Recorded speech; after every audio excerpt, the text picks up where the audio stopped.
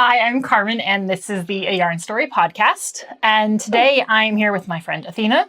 This is part 2 of her joining me on the podcast, and we're going to be talking more about the business of her very creative business in this episode. Do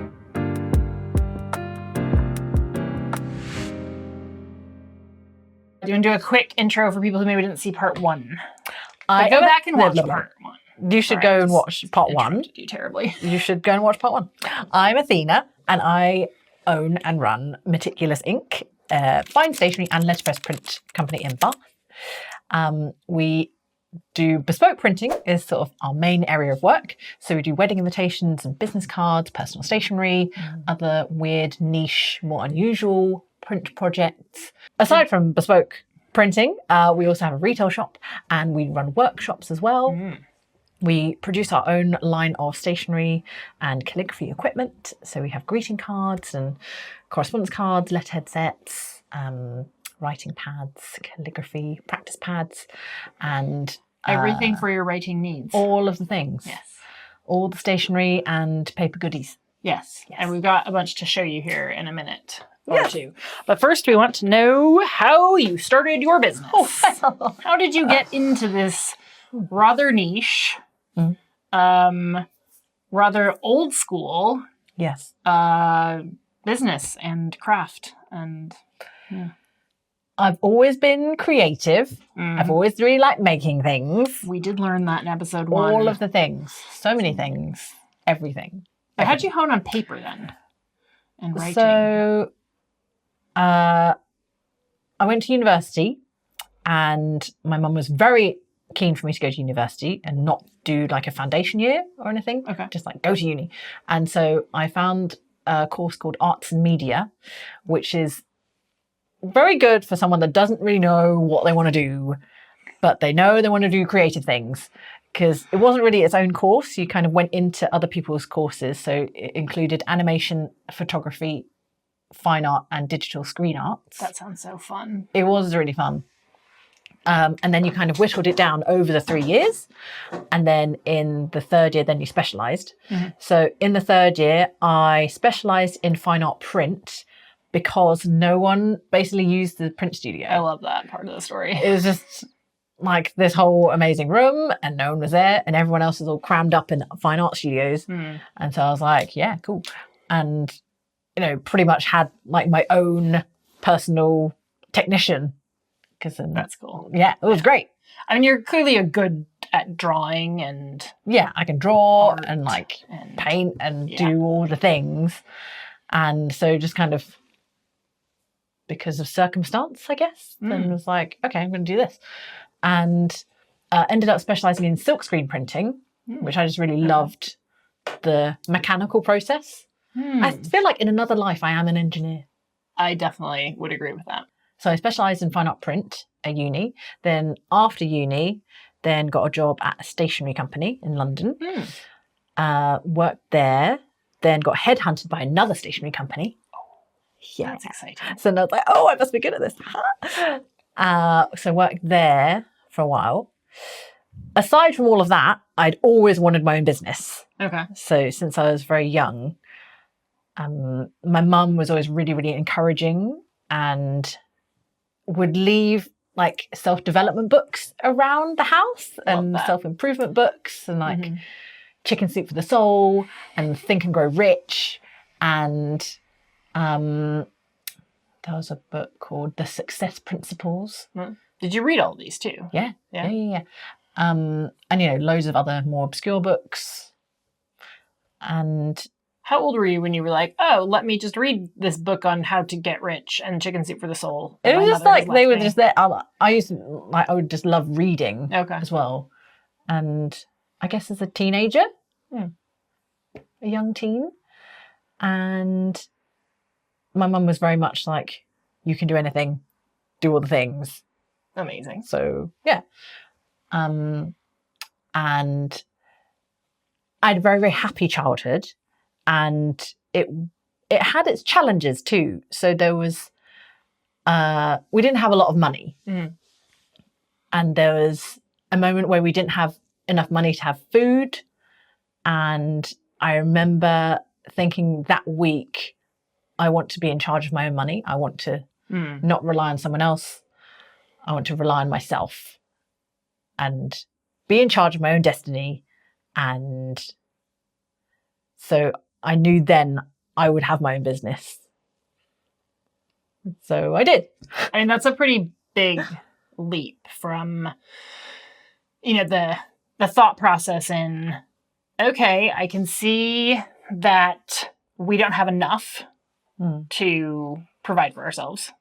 And not, I don't know, thinking, I wish my parents had like a higher paying job, or I don't know, had spent the money differently. It was, I want to be able to generate income for myself. Yeah. How old were you?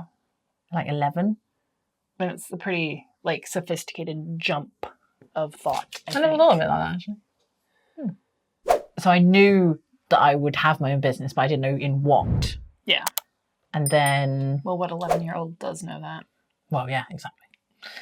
I think it's easy for us to forget, too, because we are entrepreneurs.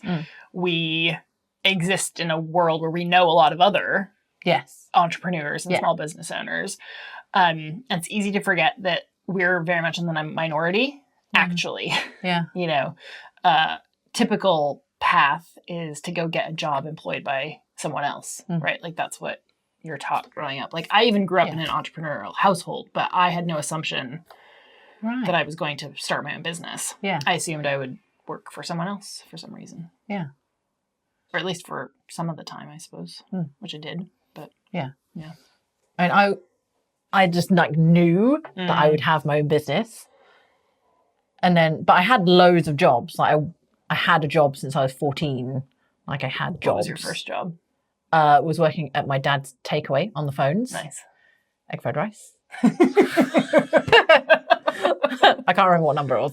But, you just like start learning all the numbers. You're like, oh yeah, 70, egg fried rice. Blah. So, yeah. What was your weirdest job? Weirdest? I mean, I don't know if it's that weird, but it was fun. I worked at Ann Summers. Oh, that's cool. That was fun. Yeah, I bet that was. Good stories. How long did you work there? Maybe like 6 months. Okay. Maybe. I think your weirdest job is when you were a chef at a pub. Oh my God, yes, that's true. I forgot about that. And why do I think this is your weirdest job? So I am not known as a cook, chef. It's not one of my passions. Athena's so good at everything else that there had to be something. The thing is, it's not that I'm bad at it. No, you've made me some amazing stuff. I just don't like it. Yeah. It doesn't draw me to it. Yeah. I'm just not interested in cooking. I like eating. Give me the food. Give me the beautiful food. Yes, I will appreciate it and adore it in my face. So yeah, I just love that in there you were a chef at something. Yeah, I don't even know how that happened. That was when I was at uni and I got a job at a pub as the chef. Bizarre. For lunchtime.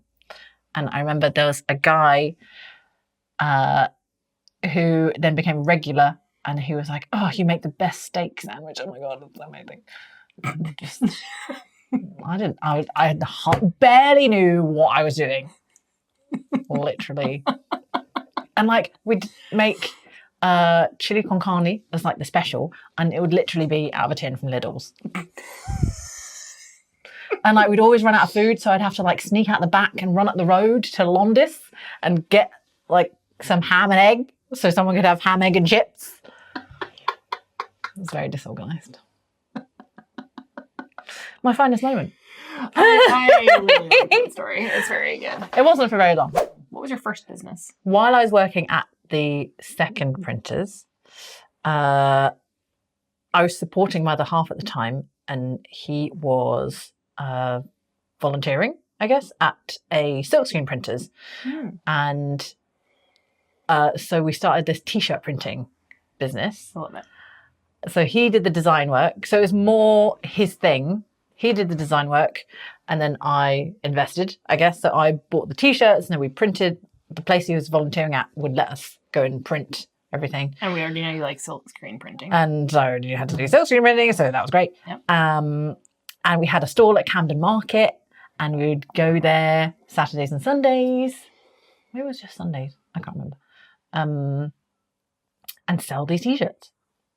And obviously didn't know anything about fashion, about the fashion industry, just like threw all this money at it. Didn't know anything about fashion. Tell me how that like manifested itself. Like, what was the problem in not knowing anything about fashion? Is that we had spent the money on... We'd already spent the money on the stock. Okay. So then we had this abundance of stock.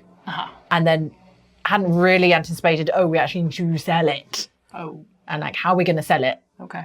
And it was only via Camden Market. And therefore, we didn't have like a website or anything, there's no social media presence, which I guess there wasn't really at that point anyway. Did you find that you had like too many larges and not enough smalls, or some like... It was just too much stock. Just too much stock. Okay. And there was just 5 designs. And that was it. Like, we'd printed them all. So then we had all of this. I see. And then we had to sell it. I see. So, yeah. Yeah. So then, stop that. How long did you do that for? A good few months. Okay. Maybe 6 months. Maybe. And it was just a lot. Physically, doing that every weekend. Yeah. Going to Camden. Yeah. Sell at the market. And then back to work on Monday. So stopped doing that. And then it was time to leave London. My other half wanted to leave London. And so I was like, what am I going to do? I'm working already in a stationery shop. I could see, and from where I previously worked, I could see lots of the things that worked, and I could see lots of things that I would change. Okay. And the tweaks that I would make. And so I thought, I'm really good at this because I've been headhunted. Yeah. So I was like, I'm good at this. I really like doing this. And I know all of the different layers of it because I'd started with the print finishing, which is like the hands-on bit. Okay. And print consultations, so taking orders and understanding how they all work together, all the different print methods. And then also when I went to the new place, then because I got them to teach me how to do the design, how to use the design programs to actually then design the stuff. And then I would be the one that was like running back and forth between the like press room and like make friends with them, and then just got to know all the different print methods and how they work together, what works and what doesn't. And so I had all of this knowledge already. I mean, you clearly like learning things. I think that is one, big thread through all of your stories. Is that you're like, there was a thing there, so I learned it. Yeah. And there was that, and I learned it. And download it in my brain. Toss it into my brain. I'll use it at some point. I love that. So now we've downloaded loads from these 2 employers. Download. Yeah. And then, having still all throughout this, still been reading all these books and I can do this. And so then decided, okay, I'm going to do this. Amazing. Yeah. So I think I started the business plan in the December, like December, January. So December 2009, I think, I started the business plan. So then, when was it? June got a business loan. June 2010 got a business loan. Okay. July found a place. And because I knew I wanted a physical shop as well. I was like, I'm going to do this properly. And for me, properly was having a physical space, having a shop, having a place to sell from. Well, in 2010, like online ordering was a thing. Yeah. But it wasn't like every shop and local business had a website. Yeah. Like we didn't have a website at all. We went on Etsy maybe the second year. Okay. We started selling on Etsy. So we were very much like physical space. And then, so July found the shop, August handed in my notice, September got the keys, October opened the shop. Amazing. That's a pretty quick timeline. Yeah. How difficult did you find it to get a business loan? Quite. Yeah. So it was third time lucky. Okay. The first one was like immediate no. The second one looked like it was going to happen and then did not. So then each time then I would tweak the numbers. Yeah. And then the third time then was RBS. Shout out RBS. And they gave us some money. Yay! Yay! So I had the business loan. Oh, I got out 3 credit cards before I left my old job. Right. And then I put my life savings in as well. Can I ask, you don't have to answer this, but can I ask how much money it took you to start the business? The business loan was 16,000. Okay. I think my life savings was like 6,000. Okay. And then the credit cards, somewhere between like 10 to 15.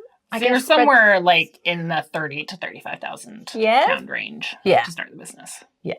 That's not a lot of money. Nope. It was bootstrapped to fuck. I mean, I know that it sounds like 35,000 pounds is a lot of money, but to start a business, that is like pennies. Especially, I mean, I don't think you could do it today for that. Like 14 years later, you wouldn't. Did you buy the presses immediately? No. Okay, so there was no equipment purchase or like no, exactly. Manufacturing purchasing. Yeah. All right. So initially, I outsourced all the printing to where I used to work. Oh, okay. How'd they feel about that? So they were happy. Okay. That's great. So some people are weird about, employees going to a competitive business. Well, yeah, exactly. It was funny though, actually, when, because I didn't actually hand in my notice. Because I used to do all the window displays at the place I used to work. And, as elaborately as here, I'd be like folding origami on the bloody bus, like on the way to work. Anyway, it's fine. And then I remember my boss sitting down and talking to me about the Christmas window. And this would have been in the August. Oh, okay. And then me just sort of being like, oh, yeah. And then her being like, you're not going to be here at Christmas, are you? And I was like, huh! No. And so I handed in my notice.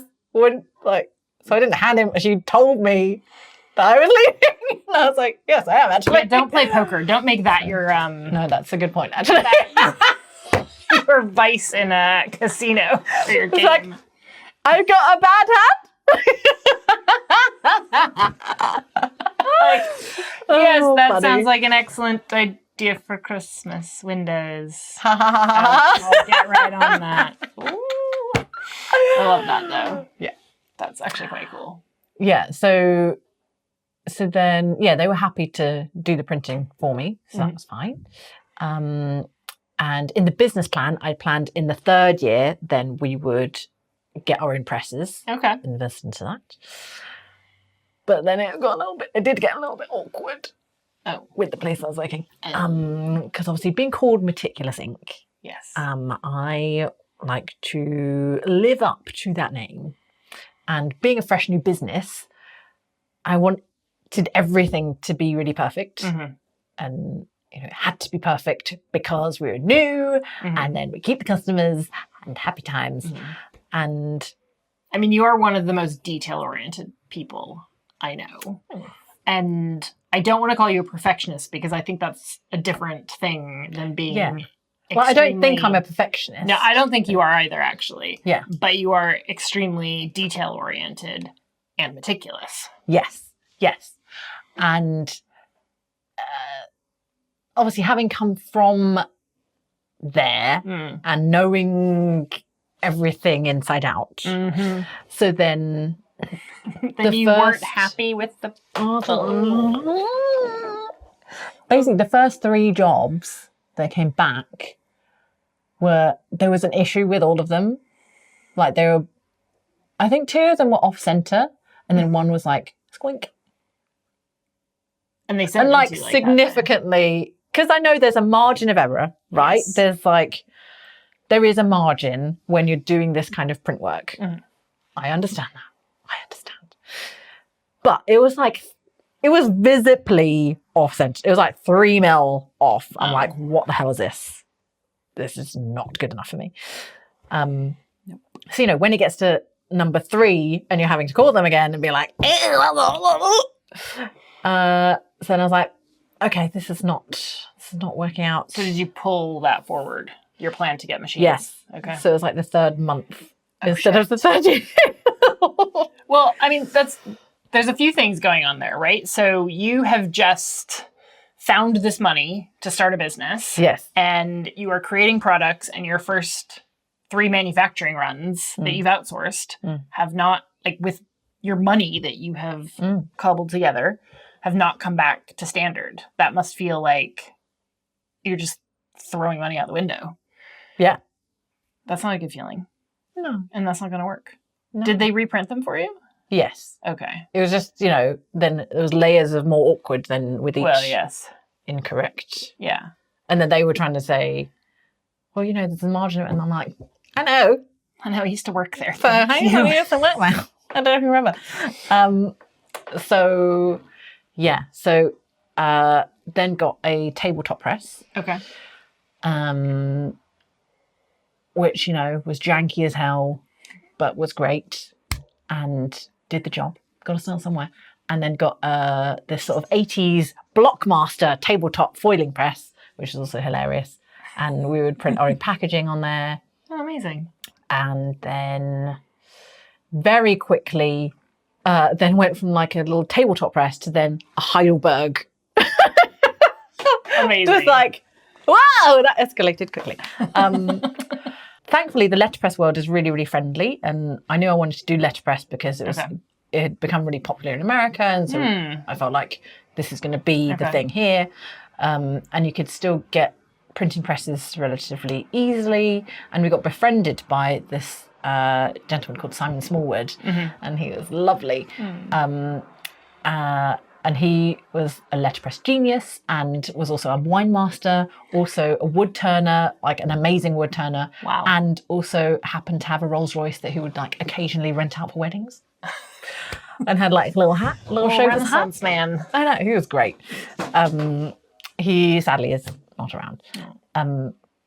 But he befriended us and then taught us letterpress printing. And then Richard Lawrence, who also used to be in Bath, who's now in Oxford, who's another letterpress printer. Then we did a day training with him on the original Heidelbergs, which is a much, much bigger press, is motorized, is known as a windmill press because the arms go round and round. Can be a little bit dangerous if you don't know what you're doing. And so I had a day of training and then put an advert on a letterpress forum, got a response. So got a press, it got delivered to us, and about a mile away from delivery, it fell over on the lorry. Oh my God. That was a stressful day. But it was They're fine. so heavy too, aren't they? They are just over a ton, which is the same as a car or a small rhino. Thank you for the rhino reference. That's okay. Most useful. Yeah, small rhino. But it just fell over. Yeah. But it was fine because they're very well built, and there was like one little bit lit, but it was fine. And then forgot about the advert. And then about a month later, then someone else responded. Okay. And they said that they had an original Heidelberg and that they were going to scrap it or we could buy it. Oh. And so then I had 2 presses. So that was within the first year? Yeah. Amazing. How are sales going at this point? Like, I mean, you're investing a ton in machinery in very early days. Yes. That was not quite on your plan. But how are things selling? I remember, so I looked after all the financials because my then partner was quite stressed about money. So I remember it weighing heavy on me. I do remember that. But we were selling, and I think we'd chosen the location quite well because we're at the bottom end of Walcott Street, right across from a very busy bus stop. Yes. And, it was a tiny shop front, but it was like close enough to town and just the amount of people that would happen to be passing across the road and like see us. And that was really good. We also opened, because we opened in October, so then we had that influx of Christmas cash. Okay, yeah, that's good. So highly recommend opening in October. And yeah, so we were making money. We were making money in the shop. Okay. We were taking bespoke orders. Fantastic. So yeah, and yeah, because all the income was from the retail and from bespoke orders, because we weren't doing workshops at that point. Right. And we weren't online at that point. Well, should we show off some of the things that you make on the presses? Okay. We have a little... Show and tell. Yeah. So what are those? These are coasters. Look, that one's for you. Oh, thanks. That's a C. I'm going to hold these right up to the camera. So you can probably see on these, because it's card, how they're letterpress printed. And Letterpress is a textured print method. yeah. So it creates a deboss, often called emboss, which is incorrect. Emboss is where it's raised, deboss is where it's pushed in. And it creates this lovely texture, especially it's very, very pleasing. And creates this sculptured effect in the board. So especially if you have very squishy board, and thick board, then... So yeah, we just have a couple of coasters here with an A and a C on it. And you've designed these letters. Yes, so these are based on a very old font. Okay. And there is a new font of it, but the vectoring is really, really janky. So then I ended up redrawing them all. Oh, okay. Because that's how I roll. And here are some greeting cards. Oh, that one's my favourite, actually. This is the Queen of Hearts. I do like that one. That's a fairly I should probably recent take one. this out of the packet, actually. Well, I think it's okay. Yeah. So this one is one of my favourites because it is 3 layers of colour. In letterpress printing, you need a separate plate for each layer or each colour. And so it's all down to the press operator to line it up perfectly so that you can't tell that it's 3 separate things. So it looks like one clean image. And then you can use the layers of colour to create, like the darker border on that is because of the 3 colours lined up perfectly. And then like the green is the yellow and blue together.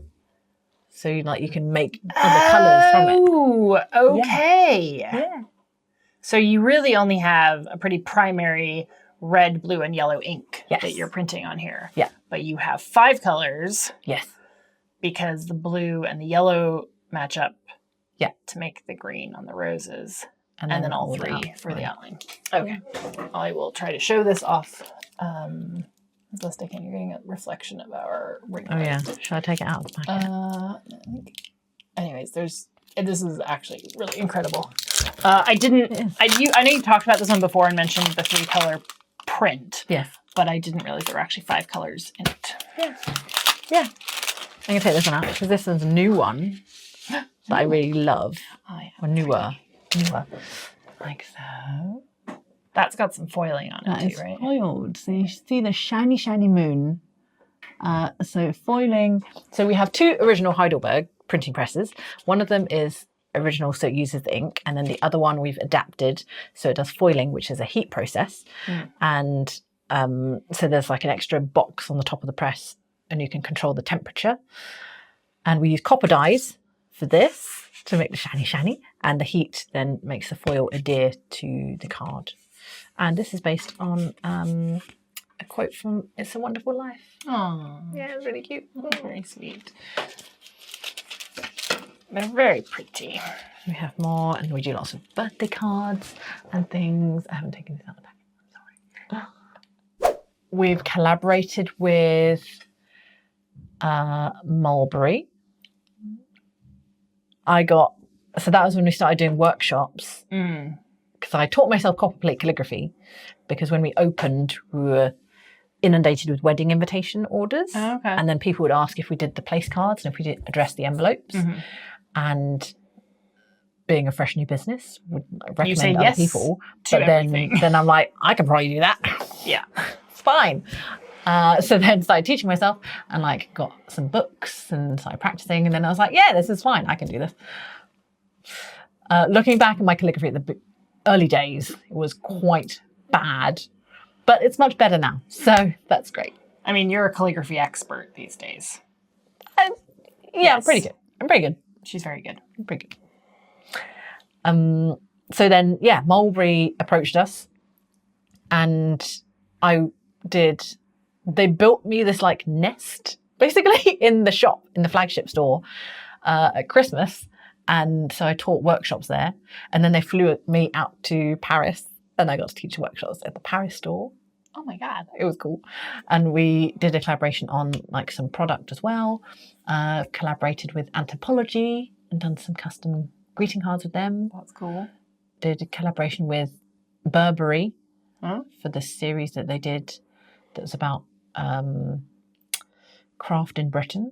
Mm-hmm. So print some cards with them. Yeah. And we went hard into wholesale as well, like year 2 or 3. Okay. And so we got stocked in like Liberties and Fortnum Masons and Selfridges. Amazing. And yeah, they're not that good at paying the bills, so we don't stock them anymore. Yeah, the big retailers tend to be not very good for that. No. Do they? The big department stores. I've had that experience as well. So we like small independent shops. So we do wholesale. So get in touch. We want to stock our greeting cards or our kits. On that front, though, I mean, because you always hear people say with the big, like those big department stores, right? Is like, oh, but you're getting so much exposure or presence, and it's such good kudos for you to be in there. Do you feel like that is true for the lack of payment of product or the length of time it takes?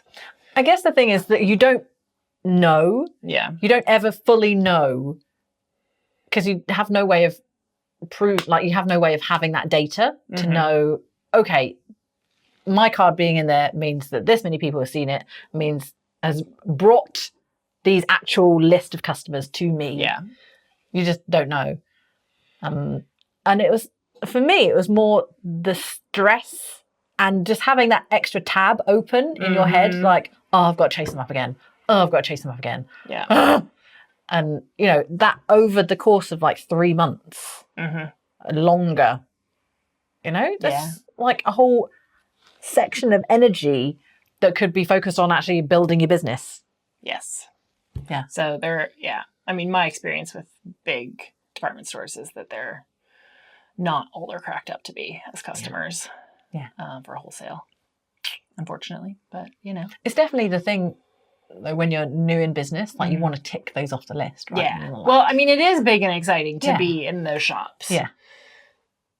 And it's better when they pay you. Yeah, it's much better. I like getting paid, so thank you. Okay, show us a couple more products. Oh, yes. These, so we do origami kits as well. These are so fun, everybody. They're really cool. They're a very good project. And now we have 2 new colours. I love this one. And the origami packs come like this. So it's a little kit. So you can, it includes spare paper and all the instructions, and then you get to make your own amazing origami decoration. This is geometric origami. I was just about to say, this is very specific. This is different origami than I did as a kid. Yes. This is modular or geometric origami. Yeah, it's cool. It's really cool. So we have that. I thought I'd bring one of our famous B5 notebooks. Okay, so there's a whole story behind it. The whole story behind the B5 dot notebook. It's a great size. It's a fantastic size. And Athena kindly, she made herself. I made myself a one. B5 notebook. And we were hanging out with our friend New. Yes. As we do regularly. Yes. And you brought this out, and both of us were like, New particularly was like, where can I buy this? Thank you. Why? And you were like, oh, I just made a scrap paper, and like, we've got the A4, and this like, no, the bigger size. And then you made us the A5 is like, the A5 is our standard dot notebook, and we do a diary in that as well. And then it was probably like 2 years, maybe a bit less than that, about 2 years, before I actually did the B5. Because life, Well, and in between, we had been Busy. gifted one as like a Christmas present, also Yes. with like scrap paper Yes. that you had. I mean, really nice scrap paper. Tide you over. Yeah. Get But off we were my like, back. sell these to other people. They're so good. So now we do. Yay! Yeah. V5. Whoop whoop. It is a really good size. And as you said, you can take your... You can tear out the page. You can tear out your A4 page or your smaller pages from other things and like glue it in here. Yeah. Tape it in here. Washi tape, also my favorite thing. Yes. Tell me how annoyed you are though when your friends are like, make a thing. I'm more. It's more that then, because then every time I would come and see you, then I'd be like, oh fuck, I haven't done that yet. God damn it. And I'm like, it's coming, okay? Just wait. We're very impatient people. We know what to do. Here are some postcards. This is a printer's fist.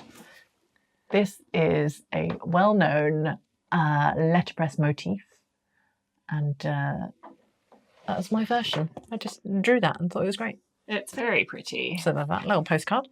This was a card we did for our 13th birthday. I love that one. That's really good. I don't know if it will focus. It will. Yeah. And tell everybody what that says. Everything is more beautiful because we are doomed. And it's got like a skeleton. Little scythe going on. That's because the 13th tarot card is the death card. Mm-hmm. But it doesn't actually mean death. It's more about change, rebirth, renew. And I thought that quote went very well with it. I love that one. I know you got some flack for that one recently. I did. Mm-hmm. I did. And I was mad at whoever. Someone got very upset and said it's very negative. And I was like, well, that's all about your perspective. I'm sorry. And our kits. Yeah, so you're big, famous kits. You're big on teaching. Yeah, we do lettering. lots of teaching now. So you teach, and then you also make it very possible to do it at home. Correct. The brush lettering. Modern lettering. Copper plate calligraphy. Did you do a handwriting one, or was that a different? Yes. Yeah. I just don't have it right here. There's also a handwriting one. So that comes with a fountain pen. Good for your kids. Yes. Or your own handwriting, whatever. We do workshops in copper plate calligraphy and brush lettering. Yep. Copper plate calligraphy is with a dip pen and bottle of ink. Very traditional. Shakespearean, you know. Brush lettering. If you're lettering. left-handed, you can totally do it. Yes. Ask that me is how true. I know. That is true. Mm-hmm. You're at an advantage, theoretically, if you're left-handed with copper plate calligraphy. This hand, not this hand. Brush lettering is slightly more contemporary, more signwritery kind of style, looking, is with a pen with a brush tip. And then the modern lettering kit is more about playing with different styles of alphabet. So there's like an Art Deco, and there's a cap, all caps, and there's a cursive. Fun. So that uses paint markers. I love the paint markers. They're super fun. And then you can write on like glass or ceramic, wood, do all the things. Basically, there's just like a whole world of creativity that you sell here in the shop. Yes. Which is delightful. Yeah. And you've got lots of pens, and you've got like amazing ink. Fountain pens, fountain pen ink, calligraphy ink. They're two different things. Lots of paper goodies. Tell us about why you're expanding, or how you've come to be expanding, or what does expanding mean, really? So we've got a shop on Walcott Street in Bath. The shop front is like quite small, and then the shop is very long. And initially, when we moved into this space, we still had the other shop, and there was an overlap of maybe 4 months where I was like, well, let's just see if we can have both. So we would have this place as the print works, and then the other place as the shop.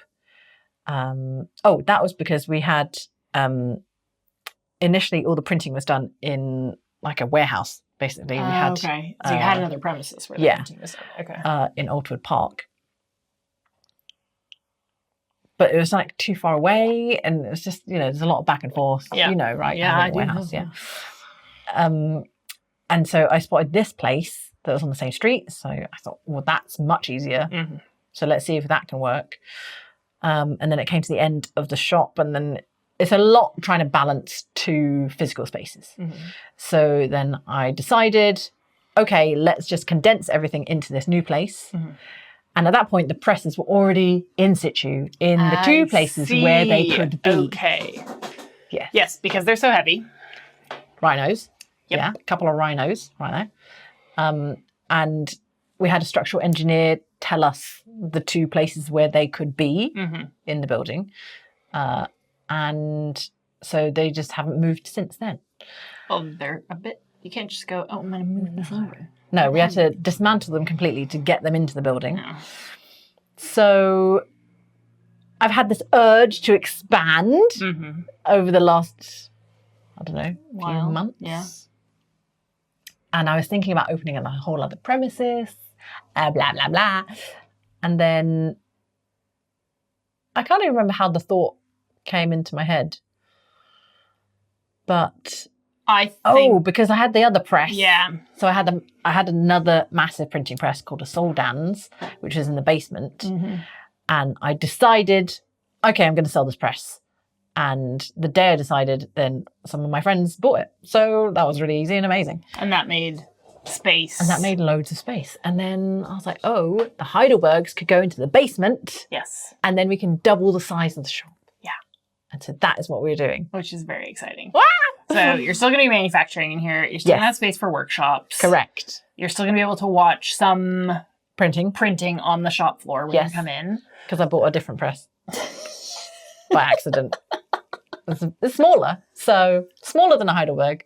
It's fine. Not a baby rhino. Not a baby rhino. No. No. And you'll be able to get more amazing paper goods. Yes. In here. It's going to be great. It's very exciting. It is really exciting. I'm really excited for you. I can't wait to see what you do with the space because, you know, we all have small shops and it's amazing what we fit in here. And oh, yeah. We are like the masters of Tetris. Yes. Yeah. I mean, Athena and I are particularly good at this. We are. Yeah. And I think it's going to be super exciting. So, I mean, you do the brush letter or like the handwriting workshops of very forth. And you do a letterpress workshop. Yes. So you get to use the tabletop presses. Yes. And that I get is to so play fun. with all the metal type and the wood type. Yeah. You've done them. I have. That is my favorite thing that I've done here. Yeah. We'll show all that off in a minute, but I do want to talk about some other like things you've done within your business. Okay. That most, you know, stationery shop owners haven't done. Like you've been on the TV. Oh, yes. Yes, How many times have you been on TV? Quite a few times. How many times? So I've been on Kirsty's... I've been on No, what the hell's it called? Kirsty's Handmade Christmas? I've been on Kirsty's Handmade Christmas. I applied to do... What was it? I applied to the wreath making competition, but then they were like, oh, why don't you do the gift wrapping instead? Oh! And then I made this. This was cool. in, I think, 2017, I think. Is it that long ago? I think so. Yeah. I mean, it must have been. So I did that competition, and as part of it, I made a working lock out of cardboard. This she did. Delight. I don't know if it still works, actually. It did at one time work, though. It did, on the TV, it worked. It worked. Let me tell you, I was amazed. But I didn't win the competition. You were so robbed. Thank you. That was infuriating to watch, actually. However, I didn't win that competition. However, I did get asked back the next year. Yeah. So I won in life. Yes, and you got asked back as like an expert. I got asked back as an expert. So what did we do? We did a pop-up card. Yes. I taught Kirsty how to make a pop-up card. And then I think there was a gap for a year. Or was it the next year? Well, this would have been earlier then because we're going to run into the pandemic. Oh, yeah. So it must have been a gap. Yeah. And then, I did Celebrity Craft Masters. Yes. I still haven't seen that, actually. That was good fun. What? They only did one series. Yeah. That was also Channel 4. Okay. So it was under the umbrella of Kirsty Allsop as well. Oh, okay. Yeah.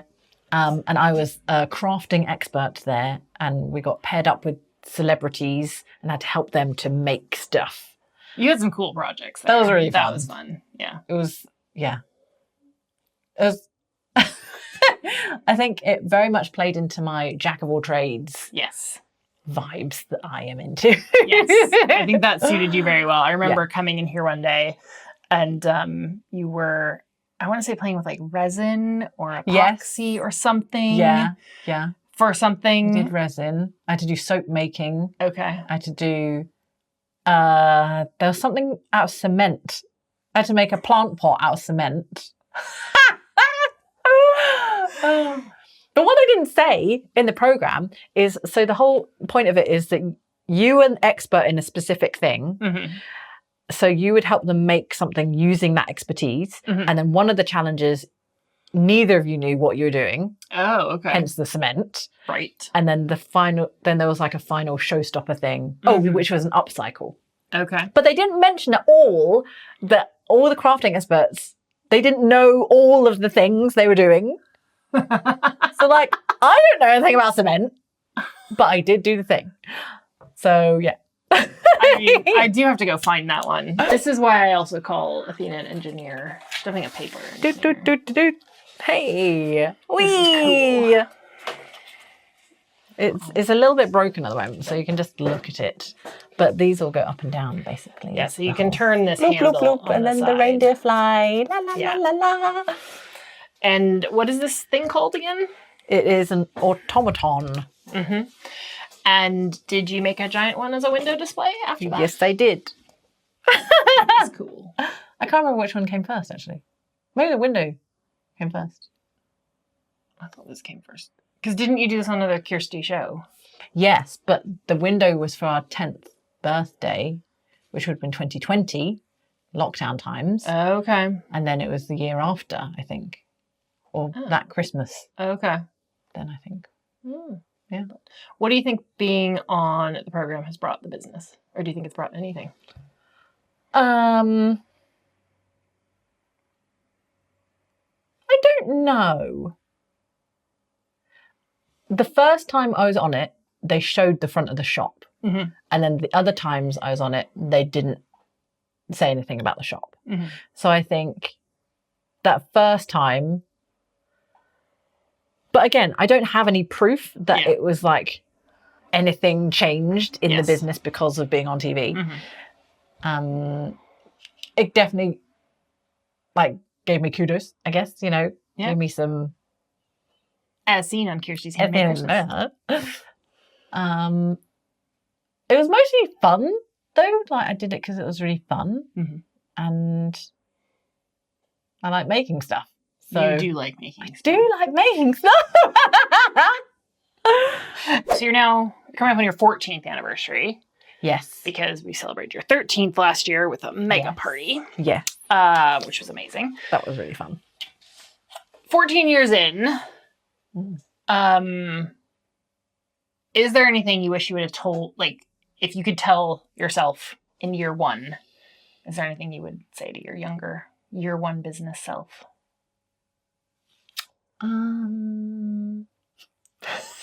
I would get a bookkeeper sooner.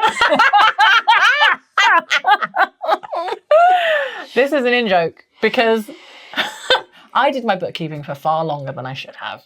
And Carmen told me to get a bookkeeper many years before. And I was like, no, but I want to do bookkeeping.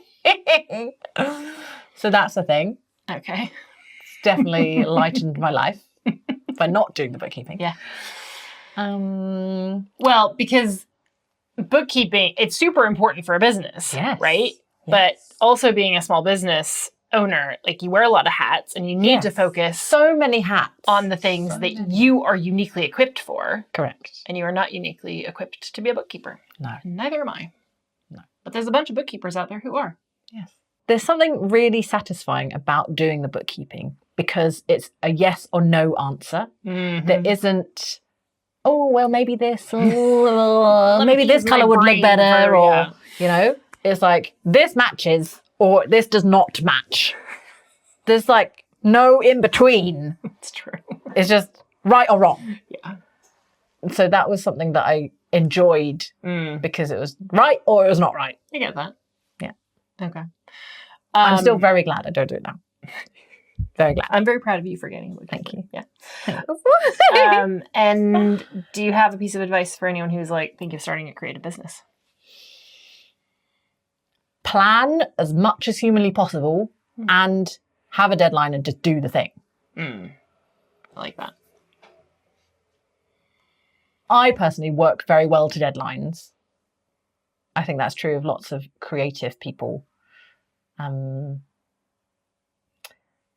It's good for your clients because they come in True. saying, I've got a wedding on this date. I'm like, okay, I will do that. Yes. I think it's really easy to just get stuck in the planning and then never do the thing because it's not quite there. And you can just plan forever. You can plan forever. Yeah. But if you have a deadline, you just have to do the thing for that deadline. And having that deadline means you will do the thing. For me, anyway. Yeah. Amazing. And you can always tweak it later. You can. It's fine. It's always changing. I mean, it has. Yeah. Have you had 2 years of business that are the same as each other? No. No. No. It's one of the amazing things, though. I think it's keeps us on our toes. Yeah. Keeps us thinking, keeps us moving. It's true. It's true. Yes. Sometimes makes us want to tear our hair out. Yeah. But that's what we have business besties for. Yes, it's true. Yeah. It's really important to have people that get it. Yes. Like that really get it and that you can be totally like tell all of the truth. Yeah. Which isn't necessarily true with friends that aren't entrepreneurs. Mm-hmm. Like they don't understand just how much of yourself. Yeah. And like how much you will do for your business. Yes. Like, I mean, we were moving your warehouse. Yes. Yes, we were. Carmen moved her warehouse. She was going to move her warehouse herself. Her entire warehouse of yarn. It was like so many boxes. So many boxes. I didn't intend to move it myself. No, it just, no. like the timing of that week was that It like just no one was happened. available and it Yeah. just happened. And that was when you had to move That it. was when I had to do it because I was also the only time I had available. And then I kind of was like... And There were so many boxes. On Friday night after work, Hilarious. wearing a dress to help me move boxes. But this is that's the stuff you don't think about when you're planning a business. No. Is like, oh, I am the top, like I am the end Yes. of this. I'm the end of the line. So Yeah. if I don't get it done, it's not going to happen. So I will get it done. Yes. Whatever that is. Yeah. And you do. Yeah. And it's amazing the extra battery life that you can summon Yeah. for the random, mad, crazy shit Yeah. that the you end stuff up that doing. You never, ever thought, No. like, was not on your radar. Yeah. It was just nowhere, but there it is. And Okay, I'm going to do that then. Fine. Done, Yep. So you do it. Yeah. Yeah. Yeah. Being an entrepreneur is amazing. Yeah. Yeah. And I feel very lucky that I get to call you my business bestie. Yeah. Oh. Besties. Yes. So thank you so much for joining us, Athena. I think you have an incredibly inspiring business. You're a super inspiring person. I wish I could say I was going to go make one of these engineered That's okay. cardboard things too, because it just looks amazing. You're going to get one of these instead. Yeah, I'm going to get one of those. All of her products are on her website, meticulousink.com.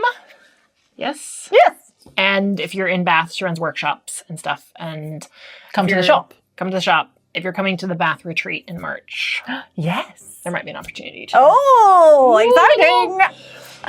letting something out there. So thank you so much for watching. If you enjoyed this, please do like and subscribe and share us with your friends. And we'll see you next time. Bye. Bye.